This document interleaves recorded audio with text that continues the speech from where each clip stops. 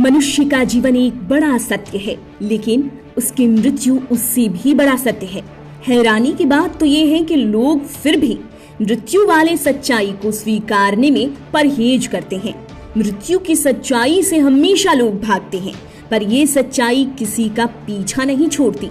जीवन में न जाने क्या क्या कर जाता है इंसान, जिसके कारण मृत्यु के बाद उसकी आत्मा को कई कष्ट भोगने पड़ जाते हैं, जिसके बारे में हिंदू धर्म के महापुराणों में से एक गरुड़ पुराण में बड़े ही विस्तार से बताया गया है। आइए जानते हैं कि मृत्यु के बाद आखिर आत्मा के साथ आगे के 47 दिनों तक क्या क्या होता है। लेकिन उससे पहले अगर आपने हमारा चैनल अभी तक सब्सक्राइब नहीं किया तो जल्द कर लें, बेल आइकॉन दबाना बिल्कुल न भूलें। वीडियो पसंद आए तो लाइक करें, कमेंट करें और शेयर करें। अगर आप हमें फेसबुक पेज पर देख रहे हैं तो हमारा पेज सबसे पहले लाइक करें।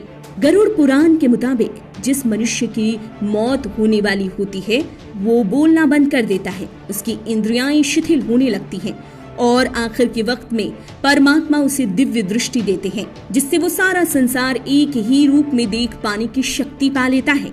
गरुड़ पुराण के मुताबिक मृत्यु के वक्त 2 यमदूत आकर देख जाते हैं कि मरने वाले मनुष्य ने क्या पुण्य कर्म किए हैं। अगर मनुष्य ने पुण्य काम किए हैं तो बड़ी आसानी से अपने प्राण त्याग देगा, लेकिन अगर मनुष्य पापी है तो उसे यमदूत के रूप से भय होता है। उसे यमदूत का भयानक रूप दिखाई देता है और वो प्राणी बड़ी ही कष्ट से अपने प्राण त्यागता है। फिर यमदूत उसे यमलोक की ओर ले जाता है। यमलोक का रास्ता अंधेरे और गर्म पानी से भरा होता है, जहां से ले जाते हुए यमलोक पहुंचकर उस पापी मनुष्य की आत्मा को काफी सारी यातनाएं दी जाती हैं। उसे यमराज के कहने पर आने वाले 13 दिन तक उत्तम कार्यों को करने के लिए आकाश के रास्ते फिर उसे उसके घर पर छोड़ दिया जाता है। घर आकर वो जीवात्मा फिर से अपने शरीर में घुसने की कोशिश करती है। हाँ, इतना जरूर है कि यमदूत के बंधन से उसे मुक्ति नहीं मिलती। वो भूख प्यास से रोता बिलखता है। गरुड़ पुराण आगे क्या कहता है?